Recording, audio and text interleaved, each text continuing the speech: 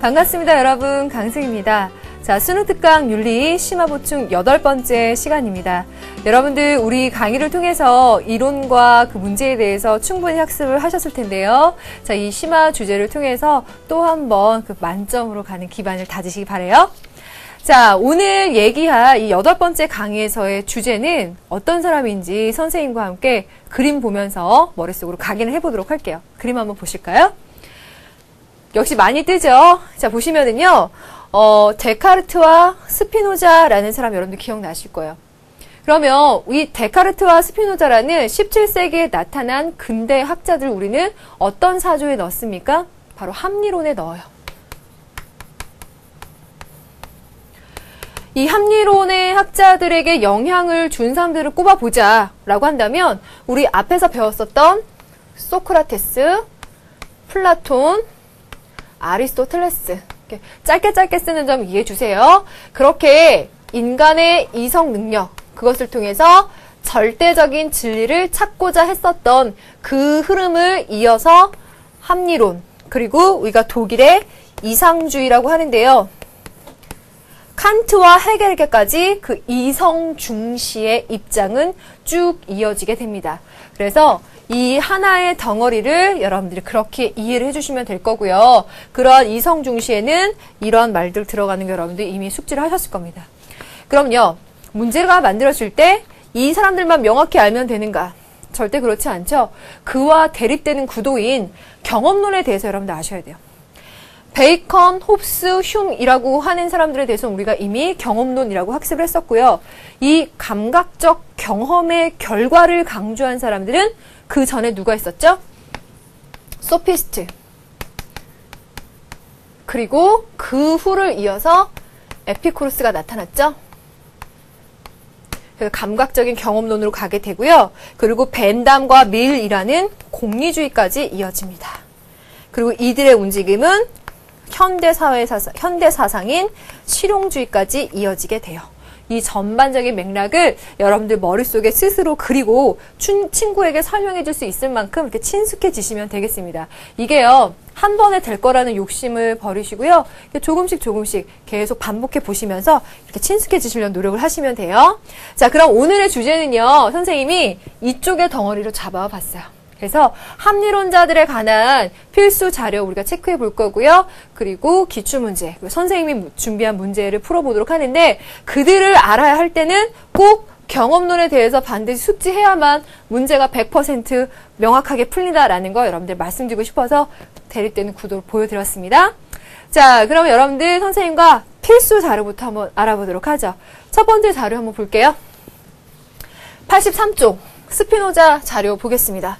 여러분들 스피노자 할 때 떠오르는 거 기계론적인 세계관, 결정론적인 인생관, 필연성, 원인, 결과 이런 단어들이 나오게 되면 스피노자의 경우가 많아요.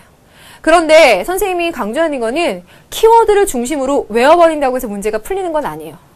그 키워드가 도출되는 그 이전의 과정이 있죠. 전체적인 맥락을 통해서 그 사람이 어떤 얘기를 했는지가 다 이해가 된 다음에 그 이해된 내용들이 키워드로 정리가 되는 거예요. 그 과정을 충실히 해야만 우리가 항상 말하는 1등급 만점이 되는 거죠. 키워드만 외워서는 절대 되지 않아요.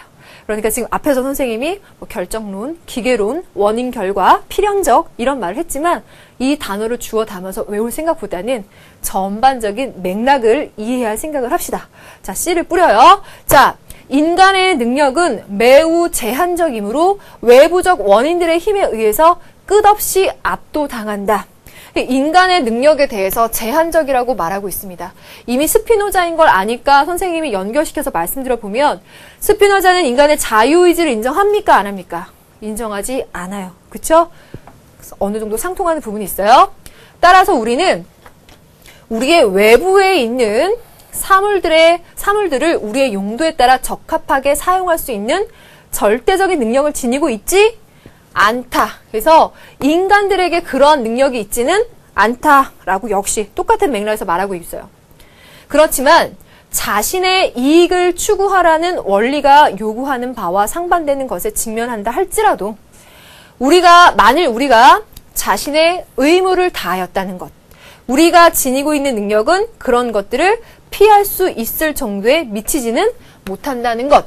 그리고 우리도 전체 자연의 일부이며 자연의 질서에 따라야만 한다는 것을 깨닫게 된다면 우리는 평온하게 그런 것들을 견뎌낼 수 있을 것이다 라고 말하고 있습니다. 지금 그래서 그렇지만 하고 앞에서 말하고 있는 부분들을 보게 되면은요, 인간 능력의 제한점, 더 풀어서 말하면 인간들이 자유의지를 갖고 내 외부적인 요건,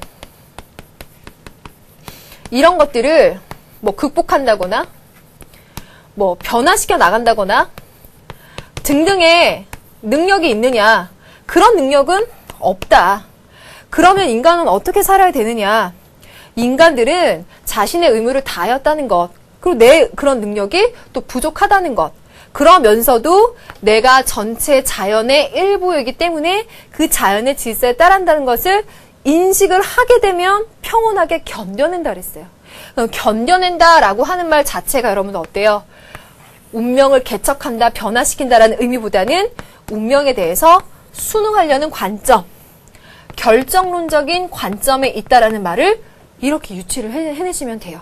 그리고 물론 이 지문 중에서 이게 실제로 문제에 나온다면요, 가장 결정적으로 여러분들한테 익숙하게 보여주는 단서는 전체 자연의 일부며 자연의 질서에 따라야 한다라는 말에서 그 스피노자가 생각하고 있는 신이라고 하는 것, 자연의 질서라는 것, 그것에 인간이 따라야 된다라는 것, 그거를 쉽게 유추해낼 수가 있죠.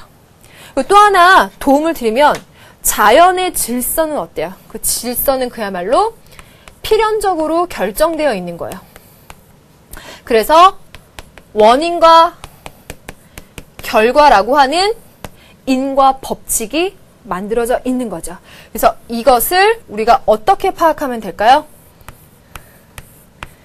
이성적인 관조를 통해서 파악해내면 평온해지고 행복해진다라는 거예요.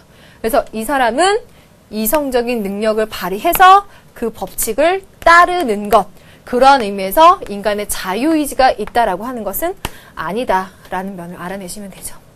선생님이 지금 옆에 나름 쓴 것들은 스피노자 얘기할 때 정말 핵심적인 용어들을 나름 연결시켜서 여러분들한테 만들어 드린 거예요. 그러니까 이게 이해가 되신다면 여러분들이 이것이 응용이 되더라도 더 어렵게 나오더라도 충분히 활용하실 수 있을 거라고 믿어요. 자, 그러면 다음 페이지로 한번 넘어가 볼게요. 자, 썼던 부분 아깝지만 지우고 다시. 만일 우리가 이 사실을 명석하고 판명하게 인식한다면 이성적인 관조가 필요하겠죠? 우리의 여러 부분들 중 가장 지성이라고 정의될 수 있는 부분, 즉 우리가 지니고 있는 더 나은 부분은 분명히 이런 사실에 전적으로 만족할 것이며 또한 그러한 만족을 유지하기 위하여 노력할 것이다. 그러므로 우리가 이런 것들을 올바르게 인식하는 한 우리가 지니고 있는 더 나은 부분이 하는 노력은 자연 전체의 질서와 일치한다. 그래서 이 얘기는 가장 핵심적인 부분이라고 할 수 있습니다. 자, 이렇게 해서 스피노자의 가장 대표적인 저서죠. 에티카, 기하학적인 방법으로 풀이해낸 윤리학에 대한 얘기인데, 자, 이렇게 보니까 이성적인 관조, 자유의지를 부정하고 있는 것, 결정론적인 세계관, 기계론적인 세계관, 이런 것들이 모두 이 지문 안에 녹아나고 있습니다. 자, 그럼 스피노자 확인해 봤고요. 나중에 문제를 통해서 또 한번 풀어보겠습니다. 두 번째 필수 자료 먼저 볼게요. 자, 두 번째는요. 칸트 준비했습니다. 칸트는 매해 나온다고 보셔야 돼요. 그렇죠? 그러면 이 칸트에 대해서는 어떻게 대비하는 게 좋을까? 여러 유형의 문제가 있겠지만 우선 칸트의 정언명령이라고 하는 것은 여러분들 문제를 풀 때 가장 핵심적인 키예요. 그러면 대립 되는 구도를 만들어 보고 시작할까요? 가언명령. 어떤 것을 목적으로 하고 그것을 위한 수단으로서 행동하는 것. 이것은 칸트가 생각하는 가언명령. 우리가 하지 말아야 될 행동에 해당돼요. 반면에 정언명령이라고 하는 것은 그 자체가 목적이 되는 것. 도덕 자체에 대한 신뢰를 갖고 있는 것이 바로 정언명령에 해당되겠죠. 그럼 이 정언명령에 대해서 칸트는 뭐라고 정의 내리고 있는지 보도록 하겠습니다. 모든 명령은 가언적으로 명령하거나 혹은 정언적으로 명령한다. 두 개 구도. 가언적인 명령은 어떤 가능한 행위의 실천적인 필연성을 우리가 원하는 또는 원할 수 있는 어떤 다른 것에 도달하기 위한 수단으로 생각하는 거다. 정언적인 명령은 다른 어떤 목적과는 관계없이 목적과는 관계없이 행위를 자체상 필연적인 것으로 그 자체가 목적인 거야. 즉 객관적으로 필연적인 것으로 생각하는 것이다. 중략, 내가 일반적으로 가언적인 명령을 생각할 때는 그것의 조건이 주어지기 이전에 그것의 내용이 무엇인가를 내가 미리 알 수가 없다. 그 조건에 따라서 각기 달라지니까 미리 알 수가 없어요. 반면에 정언 명령이라고 하는 것은 그 자체로 옳은 것이기 때문에 항상 객관적으로 필연적이어서 예측할 수가 있겠죠. 그럼 다음 페이지를 한번 볼까요? 자, 선생님이 동그라미 세모 친 부분들 잘 보면서 봐주세요. 선생님은 지우고 있지만. 그러나 정언적인 명령 생각할 때는 즉각 그 내용을 알 수 있다. 그 얘기가 나오죠. 그 이유는 이 명령이 포함하고 있는 것은 법칙 외에는 그 법칙에 적합해야 한다는 준칙의 필연성뿐이요. 법칙은 자신을 제한했던 아무런 조건도 가지고 있지 않은 데 있다. 무조건이에요. 무조건. 이 때문에 남은 것은 행위의 준칙이 적합해야 할 법칙 일반의 보편성, 아까 객관성, 보편성 이 얘기 나오고 있습니다. 이러한 적합성이 정언적인 명령을 필연적인 것으로 제시한다. 그러므로 정언적인 명령은 유일한 것일 수밖에 없으며 그것은 바로 네 의지의 경륜이 언제나 동시에 보편적인 입법의 원리가 될 수 있도록 행위하라는 것이다. 도덕 형이상학의 기초에 제시된 부분이에요. 그래서 이 지문은 굉장히 많이 알려져 있죠. 이 부분만 똑 잘라서 볼 것이 아니라 이 내용들을 쭉 보니까 선생님과 함께 세모와 동그라미로 표시했었던 그 중에서 동그라미 정언적 명령의 얘기를 보니까 법칙, 필연성, 무조건, 필연적인 거, 유일한 거 이렇게 정리가 되고 있죠. 그 성격을 잘 알아두시면 여러분들이 문제 푸는 데 있어서 많은 도움이 되실 거예요. 자, 이번 시간은 이렇게 필수 자료 우선 두 가지 확인해 봤고요. 앞으로 기출문제와 그리고 선생님이 준비한 문제를 통해서 한번 확인해 보도록 하겠습니다. 자, 문제 보겠습니다.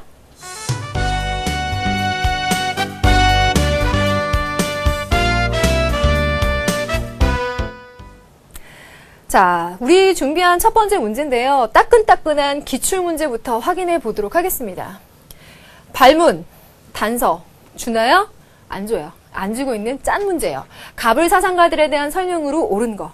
그럼 우리는 갑과 을에서 충분히 단서를 찾아내야 됩니다. 갑, 철학과 신학은 대립적 관계에 있는 것이 아니다. 이 사람은 지금 신학을 얘기하고 싶은데 철학과 조화되는 관점에서 말하고 싶습니다. 보완적 관계에 있고 인간은 도덕적인 덕이나 일시적인 행복에 만족하지 않고 여기서 누구의 냄새가 나요? 도덕적인 덕, 일시적인 행복. 행복론을 얘기하고 있는 아리스토텔레스. 그런데 아리스토텔레스가 얘기한 것은 도덕적인 덕을 통한 행복이에요. 그런데 이 신학자의 입장에서 보기에는 그가 얘기한 행복이라고 하는 건 일시적인 행복인 거예요. 그래서 영원한 행복을 누리려면 종교적인 덕으로 우리가 그 노력을 해야만 영원한 행복에 들 수 있다는 거죠. 그래서 철학과 신학의 조화를 얘기하되 아리스토텔레스라는 철학을 기반으로 해서 그의 신학을 정리하려고 했었던 아퀴나스. 이렇게 잡아내는 거예요. 자, 그럼 을은 신은 필연적이며 무한하고 유일한 실체다. 사실 이거는요. 그 기출문제들이 굉장히 많이 그렇지만 이거 작년에 우리 그 수능 특강 그리고 10조 완성 이 교재 스피노자 할 때 굉장히 강조됐었던 문장 중에 하나예요. 필연적이다, 무한하다, 유일한 실체다 라고 하는 것이 스피노자가 생각하는 신이에요. 세계는 신에 의해서 봐요. 원인과 결과로 결정됐다. 의지조차도 신에 의해서 강요된 거다. 그러니까 인간의 자유의지라고 하는 게 사실 있는 것 같지만 그건 다 신의 뜻인 거다라는 얘기예요. 그 사유와 사물은 신이 가진 무한 속성의 양태에 불과하다. 선생님이 스피노자 잘 모르겠다라고 하는 친구들은 수능특강과 10조환생에 나와 있는 이 문장 좀 꼭 좀 공부하라고 굉장히 권유했었던 기억이 날 정도로 좋은 지문입니다. 자, 여러분들 꼭 한번 확인해 보셔야 되고요. 원인, 결과라고 하는 게 어때요? 인과관계를 얘기하는 거죠. 인과관계라고 하는 법칙. 기계론적인 세계관에 해당이 되는 거야. 스피노자. 그럼 이 문제가 참 좋은 거는요. 갑과 을이 사실 지금 신이라고 하는 공통된 주제에 대해서 얘기를 하고 있어요. 그런데 갑과 을은 그 신을 보는 시각이 달라요. 인격 신의 의미로 보고 있죠. 을은 자연 법칙으로서의 신을 얘기하고 있어요. 그래서 충분히 출제될 수 있는 가능성이 있다라고 또 그때 작년에 강조를 드린 적이 있었는데 실제로 나왔어요. 확인해 볼까요? 1번. 갑은 진리가 귀납적으로, 을은 초월적으로 인식된다고 본다. 이 말을 어렵게 생각하지 마세요. 이렇게 선지를 만들기 위해서 다듬고 골라온 건데 귀납적인 방법을 추구하는 건 경험론자들이에요. 중세 철학자한테 쓸 표현은 아니죠. 을은 진리가 초월적으로 인식된다라고 봤는데 을 같은 경우는 철저하게 이성적인 관조를 통해서 진리를 찾고자 했죠. 초월적이라는 표현도 역시나 맞지 않아요. 1번 제외. 2번 갑니다. 갑은 자연을 절대자 그 자체로, 을은 절대자의 창조물로 본다. 선생님은 2번 지문도 상당히 괜찮은 것 같아요. 이렇게 옆으로 빼볼게요. 자연이라는 주제를 봐봐요. 자연이라는 주제를 보면 신학자의 경우와 즉 인격신을 인정하는 입장과 아니면 스토아파나 혹은 스피노자와 같이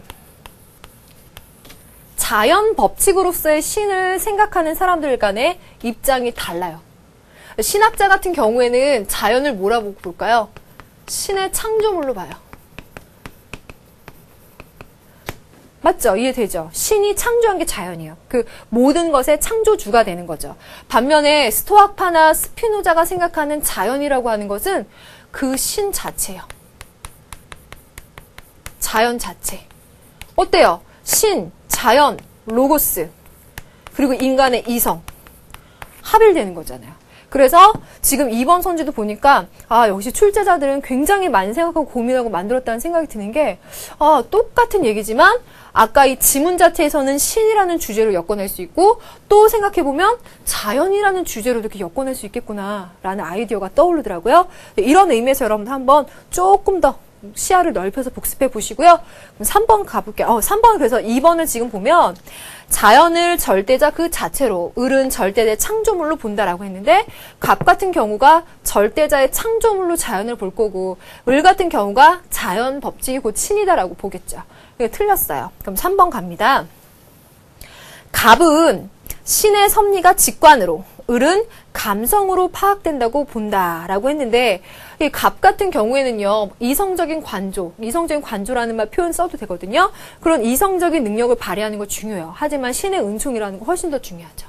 그리고 을 같은 경우에는 이 사람 역시도 이성적인 관조라는 걸 굉장히 중요해요. 그래서 감성이라고 하는 건 어때요? 이건 감각적인 경험에 들어가는 영역이에요. 이성과는 다른 거죠. 그래서 을한테 넣어서는 안 되는 선지입니다. 그럼 4번 가볼까요?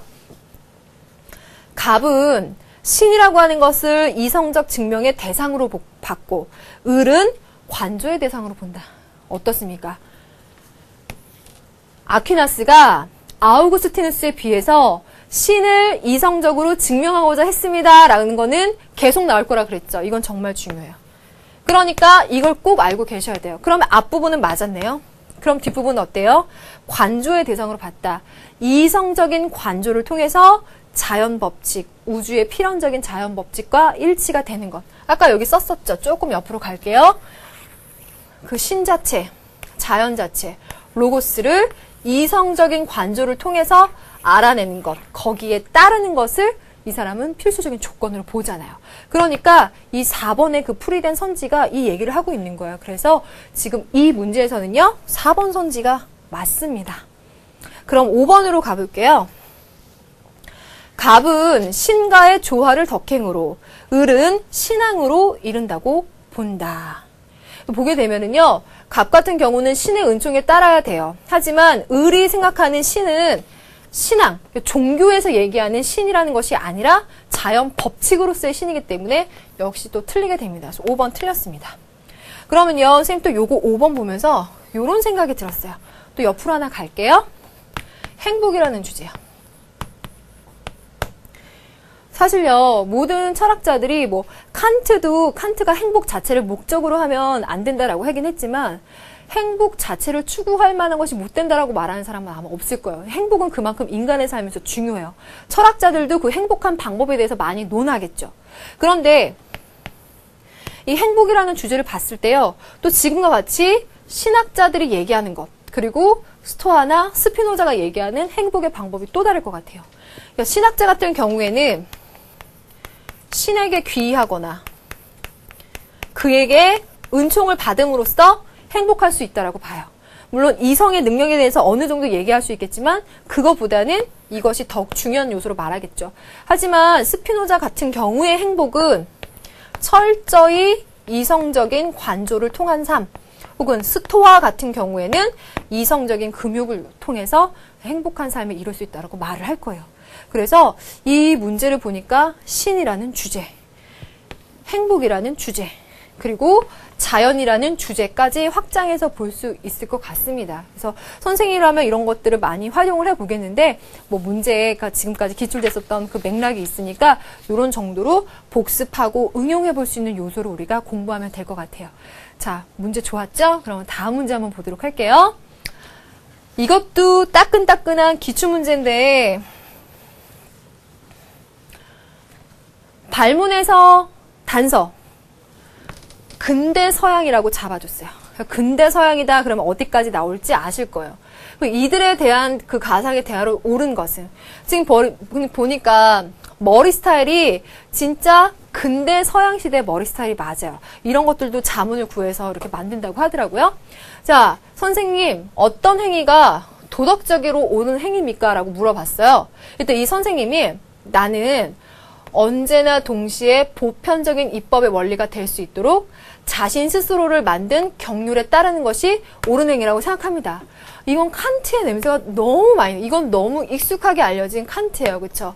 언제나 보편 타당한 입법의 원리, 너 행위의 경륜이 그렇게 되도록 해라 라고 하는 거. 그래서 칸트의 입장인데요. 그랬더니 그 얘기를 듣고 있는 이 사람이, 난 그렇지 않고 최선의 결과를 낳는 행위가 옳은 행위라고 생각합니다라고 말했어요. 그럼 이 사람은 어떠한 목적을 달성하기 위한 것을 염두에 두고 그 행위가 그 목적 달성을 위한 수단이 돼야 된다라고 말하는 사람의 입장에 갖고 와요. 반면에 이 사람은요, 내가 보기에 당신이 말한 것은 이 점을 무시한 것 같다라고 칸트 입장에서 말할 거라는 거예요. 이걸 찾아보자. 자, 그럼 1번부터 보겠습니다. 1번, 행위의 목적에 의해서 행위의 도덕적인 가치가 결정된다. 아니라 그랬잖아요. 목적에 의해서 결정이 되게 되면 이거는 조건이 있는 거고 가업명령에 해당이 돼요. 틀렸죠? 2번 갑니다. 공감이라는 자연적 경향성에 따라야 도덕적 행위가 된다. 자연적인 경향성에 따르지 말으라고 칸트는 말했고요. 특히 그게 공감이라면 이건 누구? 흉. 그럼 3번 갑니다. 다수가 동의하는 규범 원리에 따라야 도덕적 행위가 된다. 이건 칸트와 전혀 관련 없죠. 그럼 4번 가요. 법칙의 사회적 승인 여부가 도덕 판단의 결정 요인이 된다. 그 사회가 승인하느냐 시인하느냐라고 하는 것은 휴맥에서 가장 많이 나오는 표현이긴 한데요. 칸트한테서는 사회적 승인 여부가 아니라 지금 보는 것처럼 절대적인 그 기준이 있을 거라고 보고 있어요. 그 5번 선지 한번 볼까요? 도덕 원리에 대한 존중심에서 나온 행위만이 도덕적 행위다. 그러니까 그 자체가 목적이 되는 것. 그렇기 때문에 언제 어디서나 변하지 않는 절대적인 원칙이 된다는 겁니다. 그래서 5번을 선택해 주시면 돼요. 자, 이렇게 해서 그 기출문제 2개를 풀어봤는데요. 스피노자 같은 경우에는 신이라는 주제로 해서 중세 철학자하고도 엮이고 또 다른 철학자하고도 엮일 수 있고 그 자체만으로도 나올 수 있는 학자. 그리고 칸트는 지금 이렇게 보니까 그 자체로도 나오고 이제 수업 시간에 공리주의자들과의 대립되는 구도도 한번 생각해 보시라고 했었죠. 여러 구도로 생각해 볼 수 있는 만한 문제입니다. 자, 그럼 이제부터는 선생님이 준비한 문제를 통해서 한번 복습해 보도록 하겠습니다. 자, 첫 번째 문제 볼까요? 역시 발문에서는 선생님도 단서를 주진 않았어요. 갑이 을에게 제기할 수 있는 비판으로 가장 적절한 것은? 그럼 두 사람 간에는 대립되는 구도가 어느 정도 갖고 있는 사람을 엮어놨다는 뜻이에요. 갑, 우리가 다루려는 대상에 관해서 우리는 다른 사람들이 생각했던 것이나 우리 자신이 예측하는 것이 아니라 명석하고 명중적으로 직관되는 것이거나 아니면 확실하게 연역되는 것만을 고찰해야 된다. 자, 여기까지가 갑 만든 건데요. 자, 이렇게 보시면 됩니다. 그럼 어때요? 확실하게 연역되는 것만을 고찰하는 거. 데카르트의 입장이죠. 연역법에 의해서 진리를 추구하려고 했었던 데카르트의 합리론적인 입장을 알 수가 있어요. 그럼 을로 가보면 인간의 지성을 고질적으로 사로잡고 있는 우상과 그릇된 관념들은 인간의 정신을 혼미하게 한다. 그러니까 그것으로부터 자신을 지켜내자. 딱 베이컨이죠. 그럼 이 문제는요, 구도 자체가 데카르트와 베이컨을 통해서 합리론과 경험론이라는 상반된 입장을 파악할 수 있는가를 물어보고 싶은 의도예요. 자, 그럼 합리론이 경험론에 대해서 뭐라고 비판을 하겠는가? 이걸 찾아내요. 1번 선지. 악행은 지식의 결핍에서 나온다. 이거는 소크라테스의 입장이죠. 경험에 의한 지식은 우연한 것이다. 그래서 이 베이컨과 같은 경험론자들이 얘기하는 감각적인 경험의 결과라고 하는 것은 우연한 것이기 때문에 우리가 얘기하는 합리적인 이성에 의해서 필연적인 그런 진리를 찾고자 하는 것과는 다르다. 너네들은 부족하다라고 보는 거예요. 그래서 합리론자들은 2번과 같이 경험론을 비판할 수 있어요. 그럼 3번 갑니다. 선과 악은 유용성에 따라 결정된다라고 했어요. 선과 악, 그 가치 판단하는 건 유용성을 기준에 두고 생각해야 된다. 유용성은 여러분들 넓게 생각해보는 게 좋아요. 유용성, 아 이게 좋구나, 도움이 되는구나 라는 건 어때요? 내가 경험하는 결과가 돼야 되죠.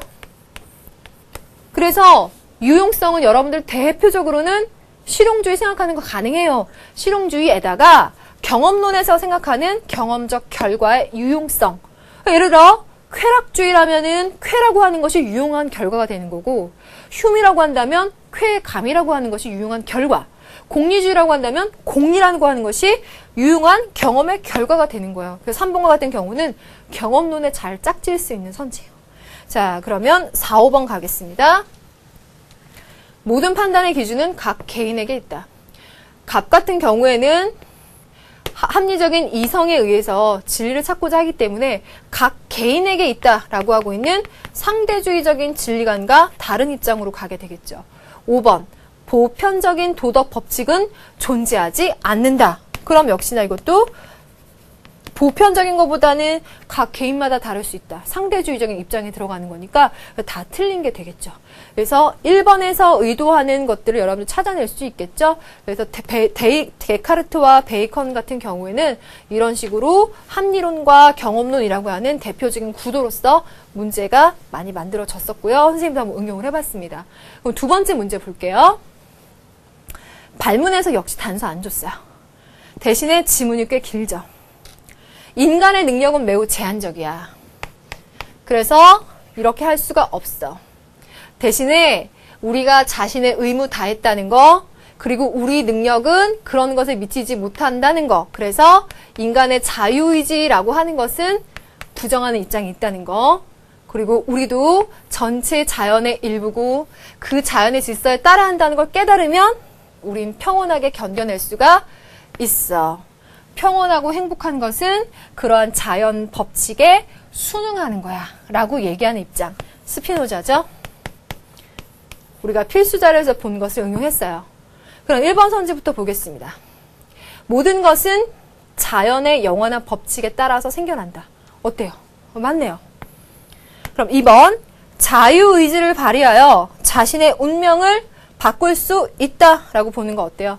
틀려요. 인간은 그 능력이 제한적이어서 외부적인 원인들을 바꾸거나 그런 의미에서 자신의 운명을 개척한다라고 하는 것은 가능하지 않아요. 오히려 결정론적인 인생관과 수능적인 삶의 태도를 여러분들이 기억하시는 게 좋겠죠. 그럼 3번, 마음의 평화는 신앙을 통해서 인격신으로부터 얻을 수 있다.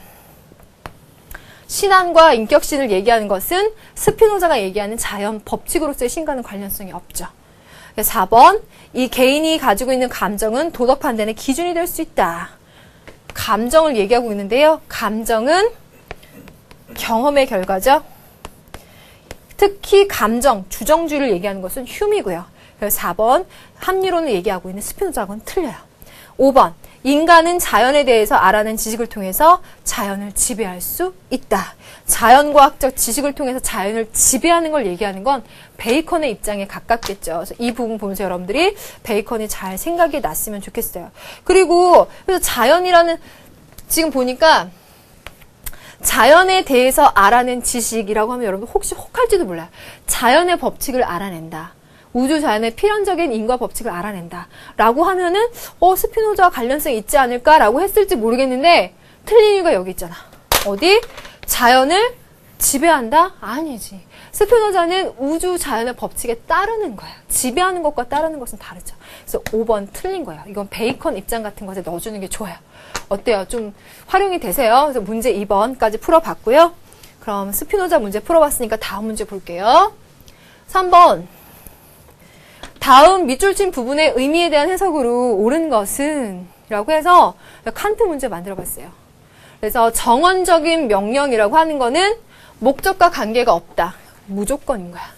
행위 자체상 필연적인 거야. 객관적이고 필연적인 거다. 즉각 그 내용을 알 수 있다. 왜냐하면 준칙의 필요성을 그것이 갖고 있기 때문이다. 어떤 조건도 갖고 있지 않기 때문이다. 라고 하고 있어요. 만약에 이거를 선생님이 실제 만약에 문제 낸다면 이 정언적인 명령이라고 하는 걸 가리고 다른 표현을 우회적으로 바꿔서 이러한 얘기들을 쭉 하면서 이게 칸트라는 걸 여러분들이 알아낼 수 있게끔 좀 시간을 끌 것 같아요. 근데 이게 칸트라고 하는 우리 교재에 나왔으니까 이걸 바탕으로 그 해석으로 옳은 거 찾아보도록 하겠습니다. 1번. 절대적이다. 당위적이다. 어때요? 절대적이고 당위적인 거. 필연적이고 객관적이고 조건을 가지고 있지 않기 때문에 이건 절대적인 거예요. 언제 어디서나 보편 타당한 것. 그렇기 때문에 이 표현이 맞겠죠. 그 다음 두 번째, 그 자체가 목적인 무조건적인 명령이다. 이것도 우리 이 지문을 통해서 유추해낼 수 있는 거예요. 그 다음 디귿, 도덕 원리에 대한 존중심에서 나온 원리를 인정한다. 도덕 원리 자체에 대한 존중. 이것도 맞죠? 그래서 이 세 가지는 여러분들이 칸트 공부 열심히 했다면 정언적인 명령에 가는 것으로 필기하고 외운 사람도 있을 거예요. 그런데 우리 교재에 나온 지문을 보니까 그래서 이렇게 체크한 이 용어만으로도 이게 연결이 상당히 가능하고 좋은 것 같아서 이렇게 만들어 봤어요. 기역, 니은, 디귿 다 맞네요. 그럼 리을을 보니까 어떠한 결과를 달성하기 위한 방법에 해당되는 거, 수단에 해당되는 거. 그럼 어때요? 이거는 가언 명령에 해당이 되죠. 그래서 리을번을 제외하고 기역, 니은, 디귿번을 답해주시면 되는 거예요. 자, 어때요? 칸트 문제 해결 가능하죠? 그러면 네 번째 문제 가보겠습니다. 네 번째 문제, 발문, 단서, 어디까지? 근대까지. 이들에 대한 설명으로 틀린 거 두 가지는 선생님이 이거 끝까지 고민했어요. 틀린 거 두 가지 찾는 문제는 없잖아요, 수능에서. 그런데 선지 자체가 선생님 신경 써서 좀 골라왔기 때문에 복습해 보시라는 의미에서 그 틀린 것 한 가지를 하려고 하려면 하나를 버려야 되거든요. 그래서 여러분들한테 복습하라는 의미에서 그냥 그래도 틀린 거 두 가지라는 거 주면서 선지를 잘 볼 수, 공부해 보는 기회라고 삼으라고 그냥 만들어 왔어요. 갑과 을을 보니까 목적의 왕국, 그리고 국가라고 있는 주제로 가고 있죠. 그래서 어떠한 왕국, 국가라고 하고 있는 그 주제를 바탕으로 해서 두 사람이 어떻게 상이하게 얘기를 하고 있느냐 그걸 만들어 봤는데 공동체적 법칙에 의해서 상이한 이성적인 존재자들이 체계적으로 결합하는 것을 말한다 라고 했는데 이 목적의 왕국 자체를 얘기하는 건 누구예요? 칸트예요. 이미 잘 알고 있죠. 이걸 보자마자 칸트가 생각날 수밖에 없어요. 근데 을을 보니까 객관화된 정신이 바로 국가다. 개인의 윤리적인 삶은 오로지 국가의 구성원이 될 때만 가능하다. 헤겔이에요. 그래서 이 문제는 칸트와 헤겔의 구도에서 만들어 봤어요. 자, 그럼 이들에 대한 설명으로 틀린 거. 갑은 절대 정신의 본질을 자유라고 봤다. 이거 어떻게 해야 돼? 틀렸다고 봐야 돼요. 그럼 이걸 얘기한 사람은 누구예요? 을이에요. 그쵸? 절대 정신의 본질 자유. 그래서 자유라고 하는 것이 최대로 잘 이루어질 수 있는 거. 개인의 자유와 사회의 자유가 잘 이루어질 수 있는 게 국가라고 보기 때문에 이 사람은 국가가 꼭 필요하다고 보는 거잖아요. 그래서 1번은 그 헤겔의 입장이어서 틀려요. 2번. 갑은 실천이성의 명령에 따른 행위를 도덕적인 행위로 본다. 칸트에게서 실천이성 빼놓을 수가 없죠. 정말 중요하고요. 3번. 을은 부동의 절대 목적 그 자체를 국가라고 보았다. 헤겔 맞죠? 그리고 변증법적 원리에 따라 인륜이 전개된다고 봤다. 맞아요. 그럼 5번. 갑과 을은 행위의 효용성을 증대시키는 것을 목표로 한다. 무엇을 목표로 두고 목적을 두고 하는 행위 맞지 않아요. 그리고 행위의 효용성은 어때요? 그 행위의 결과를 중시하는 입장인데요. 이렇게 되면 그 목표를 달성시킬 수 있는 결과를 염두에 두고 행동하는 거기 때문에 칸트 입장에서 보자면 이건 상당히 가업명령에 해당되는 거예요. 그래서 틀린 거 두 가지를 찾자면 1번과 5번이 틀린 것으로 찾아질 수 있겠죠? 그리고 이 문제에서 여러분들 이것도 복습해 두세요. 헤겔 같은 경우는 어때요? 그 칸트의 뒤를 이어서 독일의 이상주의 이렇게 나오지만 칸트가 개인주의적인 그 차원의 윤리에 머물렀다라는 점을 비판하고 사회, 국가적인 차원으로까지 윤리를 설명하고 싶었던 그의 의도도 여러분들이 복습해 두시면 좋겠습니다. 자, 그럼 4번까지 풀어봤어요. 다음 문제로 넘어갑니다. 다음 문제. 발문. 단서 안 줬어요. 갑이 을에게 제기할 비판으로 옳은 것을 모두 고른 것은 갑. 인간이 도덕적 존재자가 되는 것은 그의 이성이 자신을 의무와 도덕 법칙의 개념에까지 높일 때다. 인간은 원래 모든 악의 충동을 자신 속에 가지고 있다. 왜냐하면 그는 인간을 자극하는 경향성과 본능을 지니고 있기 때문이다. 그러므로 인간은 덕에 의해서만 도덕적으로 선하게 될 수 있다. 이거 어디예요? 누구예요? 이거 칸트예요. 우리 교재에서 나왔었던 그 지문인데요. 이 지문의 앞부분에는 인간의 본성은 선하지도 악하지도 않다라고 시작하는 부분이에요. 선생님이 칸트 같은 경우는 성무선학설적인 관점에서 얘기한다고 분류하기도 합니다. 그런 설명까지 이제 한 적이 있었는데 이러한 칸트의 입장에서 보자면 인간은 경향성을 갖고 있어요. 경향성 설명하잖아요, 칸트가. 이 경향성을 따르면 안 돼요. 동물들도 갖고 있는 거. 이걸 따르면 안 되고 이성, 그리고 마치 의무와 같은 도덕 법칙을 따름으로써 도덕적으로 선하게 될 수 있다는 거야. 그래서 칸트가 봤을 때 인간의 본성 자체는 선, 악이라고 얘기하지 않고 도덕적인 행동을 통해서만 선하게 될 수 있다라고 보고 있는 겁니다. 칸트, 을, 어떤 행위가 사회의 행복을 증대시키는 경향이 그것을 감소시키려는 경향보다 큰 경우 또는 어떤 일이 개인의 쾌락의 총계를 증대시키는 경향을 갖는 경우 또는 고통의 총계를 감시키는 경향을 갖는 경우가 무엇인지를 따져보아야 된다. 우선 이게 누구인지 먼저 말씀드릴게요. 쾌락을 따져보겠다는 거죠. 근데 그게 사회 행복이라고 하는 거죠. 그럼 이거는 사회적인 쾌락을 추구하고 있네요. 아, 공리주의인데 공리주의에다가 쾌락의 총계를 생각하고 있네요. 쾌를 계산하는 사람은 누구죠? 벤담이네요. 근데 이 문제는 공리주의 아셔도 문제 풀 수 있게끔 만들어 놨는데요. 선생님이 이 지문을 구성한 이유는 갑에서도 경향성에 대한 언급이 나오죠. 그런데 을에서도 지금 경향에 대한 언급이 나오고 있어요. 그래서 경향이라는 똑같은 맥락을 쓰되 갑은 그 경향성을 따르면 안 된다라는 측면에서 얘기하고 있고, 을 같은 경우는 쾌를 추구하는 경향을 따라야 되고 그 경향을 계산해서 더 많은 걸 따르면 된다라고 말하고 있잖아요. 그래서 똑같은 단어를 다른 맥락에서 보고 있어서 선생님이 이 구도를 만들어 왔어요. 자, 그랬을 때 기억부터 볼게요. 갑이 을에게, 칸트가 공리주의자에게 굉장히 중요한 구도죠. 기억번, 목적이 모든 수단을 정당화할 수 없다. 어때요? 이거 굉장히 유명하고 중요한 선지죠. 왜 그렇죠? 칸트 입장에서 봤을 때는 도덕 법칙에 대한 존중 그 자체, 그 도덕이 그 목적 자체가 되어야 되는 건데, 이러한 목적론적인 입장에 있는 사람들이 보게 되면 행위의 결과가 자신들의 목적을 달성하는지 안 하는지 여부에 따라서 선이 될 수도 있고 악이 될 수도 있거든요. 근데 그러다 보니까 그 목적을 달성하기 위해서 그 수단을 한 것이 그 좋은 결과를 가져왔으면 그건 옳다라고 말하고, 그렇지 않으면 악이라고 말하고, 그렇게 해서 만약에 선한 경우 그 수단을 다 정당할 수 있느냐, 목적을 달성했다고 해서 그럴 수는 없을 거다라고 하는 것이 칸트의 입장. 기억번 넣어줘야 되고요.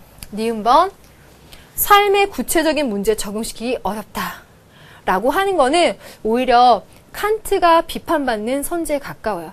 칸트가 얘기하는 건 굉장히, 아까도 말했잖아요, 보편적이고 절대적이고 그 당위성을 갖고 있는 거잖아. 무엇에도 상관없이 무조건적으로 꼭 해야 되는 거예요. 다만 그거는 현실상에서 그것대로 지키기가 상당히 어려운 점이 있을 수도 있어요. 그래서 니은번은 오히려 칸트. 디귿번, 도덕의 기반을 자연적인 경향성에 두어야 한다. 경향성이라는 단어 두고 자연적인 경향성을 따르지 말라고 하는 거잖아요. 그러니까 칸트가 을에게 할 비판이 아니라는 의도죠. 리을, 도덕의 목적을 도덕의 바깥에서 찾으면 안 된다. 이게 바로 그 얘기예요. 도덕의 바깥이라고 하는 건 이 사람들이 의도하고 있는 거, 어떤 목적, 달성하고 싶은 목적, 수단을 얘기하는데 그거에 의해서 이게 도덕적인지 아닌지 판단하지 말고 도덕 그 자체가 목적이 돼야 된다라고 칸트는 보고 있는 거니까 또 리을이 맞는 거예요. 지금 이 선지는 사실 되게 주옥 같은 중요한 선지거든요. 그러니까 하나하나 잘 챙겨봤으면 좋겠어요. 자, 칸트와 공리주의 구도까지 갔습니다. 그럼 문제 6번으로 갈게요. 발문. 두 사상가에 대한 설명으로 옳은 거. 역시 발문에서 단서 주지 않았습니다. 자, 갑번. 자연은 모든 것은 법칙에 따라 움직인다. 오직 이성적인 존재만이 법칙에 대한 표상에 따라, 즉 원칙에 따라 행위하는 능력을 갖는데 이것이 의지다. 법칙에 따라서 행위하기 위해서는 이성이 요구되기 때문에 의지는 바로 실천적 이성인 것이다. 야, 실천적 이성이라는 말 고맙게 써줬네요. 칸트예요. 여러분들 여기 실천적인 이성이라는 말 빼놓고 앞에 부분도 잘 읽어보세요. 이 칸트의 내용이에요. 자, 우리는 먼저 실천함으로써 비로소 덕을 얻게 된다. 옳은 행위를 함으로써 옳게 되고 절제 있는 행위를 함으로써 절제한다. 이러한 옳은 행위를 지속적 실천을 위한 의지가 필요하다. 이게 누구예요? 지속적으로 실천하기 위한 의지. 이게 누구? 아리스토텔레스. 선생님이 이 문제 만들어 온 이유는 본 강의를 했었을 때 칸트와 아리스토텔레스의 그 구도를 한번 생각해 보라는 여러분한테 주문을 하기도 했었고요. 그런 주문은 우리 모평에 나온 적이 있었기도 해요. 어렵게 나온 경우가 있었기도 했었거든요. 그런데 그렇게까지 어려운 문제가 실제로 수능에 나오진 않았어요. 근데 다만 칸트와 아리스토텔레스라는 구도를 봤을 때 선생님이 이 지문을 따로 이렇게 구성한 게요. 실천적 이성이다라고 하고 있는 것과 아리스토텔레스가 이 실천을 강조하고 있는 것과 이 실천이라는 용어는 들어가긴 하지만 각각 또 다른 의미에서 얘기를 하고 있잖아요. 그래서 선생님이 두 학자 간에 비슷한 용어를 쓰고 있지만 서로 강조하는 비슷한 용어 쓰고 있지만 어떻게 개념이 다른지 한번 복습해보고 그런 의미에서 문제 구도를 만들 가능성이 있다라는 관점에서 한번 붙여봤어요. 칸트와 아리스토텔레스라고 했을 때 이들에 대한 설명으로 옳은 거를 모두 고르라는 건데 자, 기억선지 보겠습니다. 갑은 의무는 실천 이성을 통해서 이루어진다고 본다. 근데 사실 이 선지는 굉장히 눈에 보이는 선지로 선생님이 만들었네요. 여기에 말을 하고 있으니까요. 네, 다만 칸트에게서 실천 이성이라고 하는 것이 얼마나 중요한지 여러분들이 꼭 알아두셔야 돼요. 기억은 맞았어요. 자, 그럼 니은 갑니다. 을은 도덕성의 형성에 습관이 필요하다고 본다라고 말했어요. 지금 을의 지문에게 선생님 습관이라는 말을 쓰진 않았죠. 그런데 어때요? 옳은 행위를 하고 지속적으로 하기 위한 그런 의지를 통해서 그 행위를 습관화시키는 것, 중용의 습관화 이런 얘기들이 아리스토텔레스에게서 굉장히 강조되고 있죠. 품성적인 덕 이런 것들 보시면 습관이라는 말을 이 속에 나와 있지 않아도 여러분 연결시켜서 정답을 찾아내셔야 돼요. 을도 맞아요. 그러면 디귿 한번 볼까요? 을은 이성에 의한 욕구의 제거를 강조한다. 이게 학생들이 많이 흔들릴 만한 오답지라고 생각하고 만들었어요. 왜냐하면 이성을 발휘하는 거 을도 당연히 중요하죠. 그런데 욕구의 제거라는 표현이 맞냐는 거예요. 이 욕구라고 하는 것을 이렇게 조절한다라는 표현을 쓴다면 크게 틀리지 않겠지만 욕구의 제거, 완전히 없앤다는 거예요. 근데 아리스토텔레스가 생각했을 때 중용이 뭔지 여러분들 한번 떠올려 보실래요? 중용이라고 하는 건 마땅한 때에 마땅한 방법, 마땅한 정도를 하는 거예요. 그래서 거기에 만약에 어떠한 욕구라는 것이 있다면 마땅한 때와 정도와 방법으로 조절을 하는 것이지 욕구를 완전히 없애버리는 것을 의미하진 않아요. 그래서 아리스토텔레스가 생각하고 있는 이성을 발휘하는 중용이라고 하는 것은 무엇을 완전히 없애는 극단으로 치우치는 것이 아니라 그 마땅한, 그 적당한 방법을 찾아내는 것이라는 것을 떠올려 보신다면 욕구의 제거라는 그 단어 하나가 오답지로 가는 그 뉘앙스를 만들고 있다는 걸 알아내셨으면 좋겠어요. 자, 그럼 리을 가겠습니다. 갑과 을은 가치 판단의 기준을 행위의 유용성에 두고 있다. 아까 말씀드렸지만 유용성이라고 하는 것은 행위의 결과고 그 결과를 경험한다는 거죠. 그 경험의 결과가 유용성이면 선이 되는 거고 그렇지 않으면 악이 되는 거예요. 상대주의적인 진리관, 경험론적인 진리관에 들어가는 선지가 되겠죠. 그래서 선생님이 의도한 정답은 기억과 니은만 해당이 됩니다. 선생님 지금 뒷부분에 만든 문제들은요.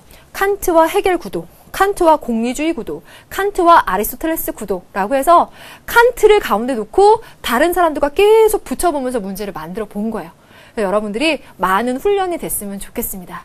여러분들 많이 이렇게 검증해서 살펴보고 온 문제니까요. 잘 복습해 보시고 중요한 학자, 그의 지문, 그들에 대해서 물어볼 수 있는 선지, 또 그들을 꼬아놓을 수 있는 오답의 선지, 이것들에 대해서 훈련할 수 있는 좋은 시간이 됐으면 좋겠어요. 자, 여러분들 오늘 이 시간 수고 많았고요. 다음 강의에서 또 만나도록 하겠습니다. 고맙습니다.